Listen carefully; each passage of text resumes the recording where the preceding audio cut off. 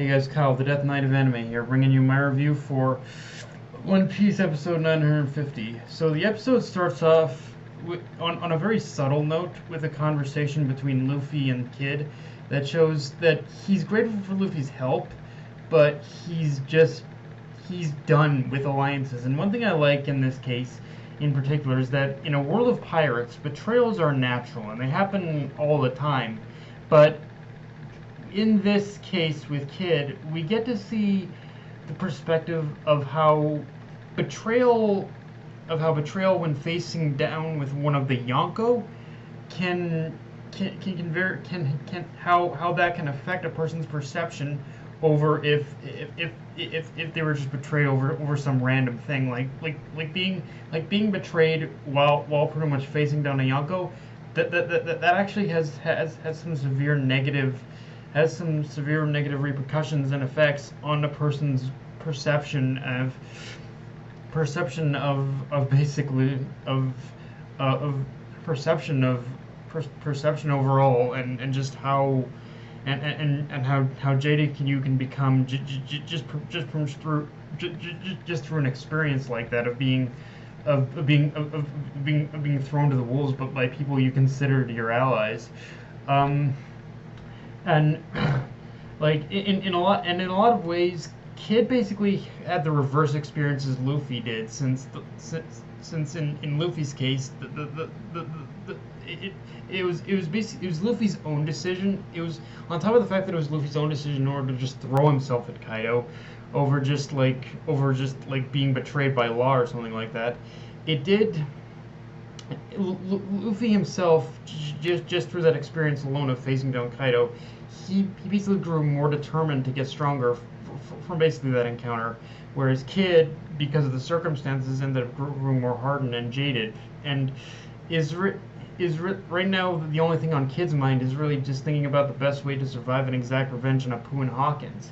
So in that sense, because of the circumstances of how each one went about, how the both of them went about facing down Kaido, you can see that Luffy's a lot more optimistic, whereas, again, Kid, he's a lot more jaded.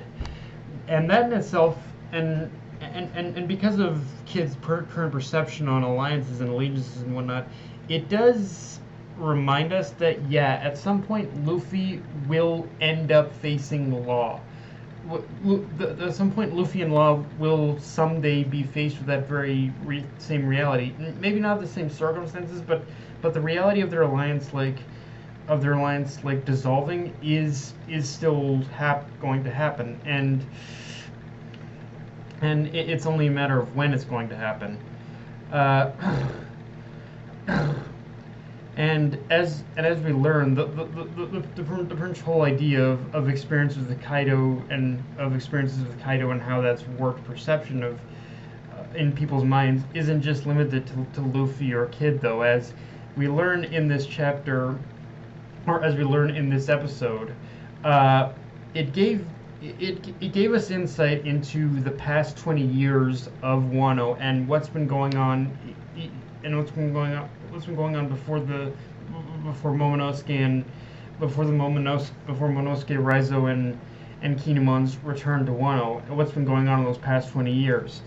And pretty much what Ashura was talking about much earlier in this, and it kind of reinforces a lot of what Ashura was talking about much earlier in this arc, about how over that long stretch of time, the samurai have fought and bled so much to restore Wano that nothing less than tangible hope and leadership will really change anyone's mind.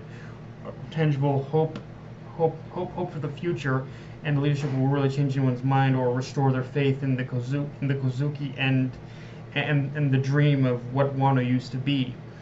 And even though Ashura is saying this completely unaware of what's going on in the prison mine, which we'll get to, it does play into what he had told Momonosuke about stepping up and showing Wano he's more than just Odin's son, but an actual leader.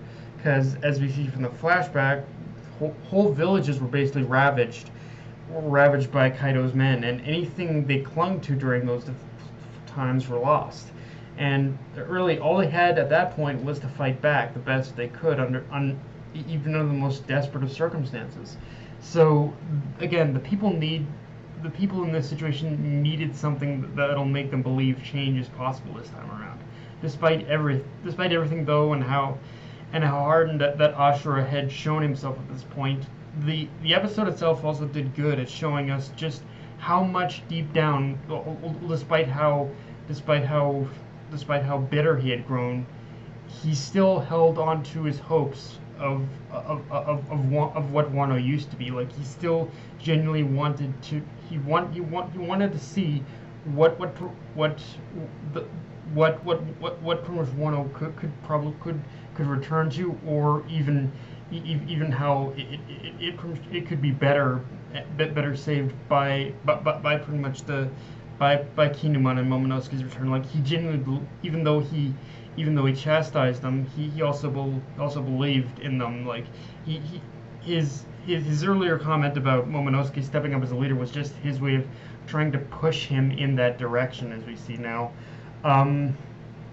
And I love the symbolism of how the cherry blossoms are used in this episode, of basically of how they represent a ray of hope, just cutting just cutting through the darkness that has plagued Wano for so long. Like I really love how the cherry blossoms were used. They really used as a real symbolic gesture of that. Yeah, hope has returned to Wano at long last. And even though, and again, even though Ashura wasn't pretty much in the prison wasn't out of the prison to, like, in order to see Momonosuke's big moment, it still to him represented that, yeah, change is coming.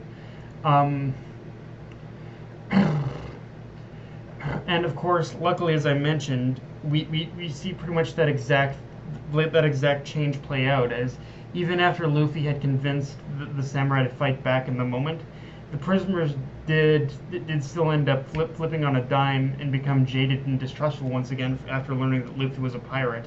And it wasn't until Momonosuke had shown up and taken leadership that they switched loyalties again. And I saw a lot of people criticizing this, and while I will admit the transition itself between trust and distrust and trust again is a little sloppy, a moment like this and just seeing Momonosuke step up to the plate and become the leader that Wano needs, it's in that moment that truly does make me realize something I never fully considered until late stage of the Wano arc in the manga, which is however involved Luffy gets in the story, this is still Wano is the story of the samurai, Momonosuke, and Wano, and they're the ones who will take center stage, even right up until the point that Luffy supposedly defeats Kaido, which the jury is still out on what degree that's possible, even with Luffy's training. But in general, Wano is a very unique arc in the sense where Luffy isn't necessarily the main character this time around, so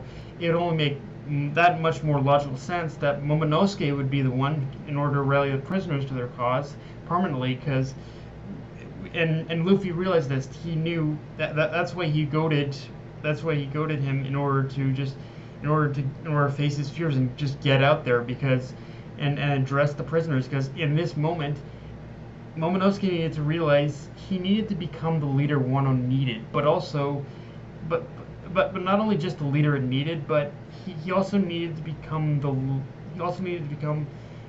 he needed to step out his father's shadow and become a leader that Wano can respect individually, that people would listen to, rather than the one he was recognized as for being the son of Odin. Like in the end, Momonosuke still pretty much ended up going through the whole spiel of I'm the son of Kozuki Odin and whatnot. But at the end of the day, it still served the purpose of showing that, yeah, I'm still my own man. That I'm at the same time, I'm not like my father. I'm not as strong as he was, but I am still going to lead Wano into a brighter future.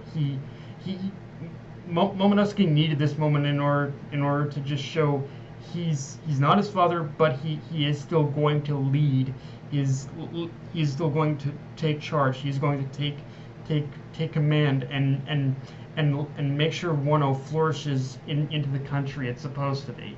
So yeah, overall, this was just a really great moment from Momonosuke. But yeah, guys, that's all I got for this review. If you enjoyed the video, like, comment, subscribe, follow me on Twitter, Facebook, and Mr. Crunchyroll. Death Knight of Anime, signing off. Later, guys.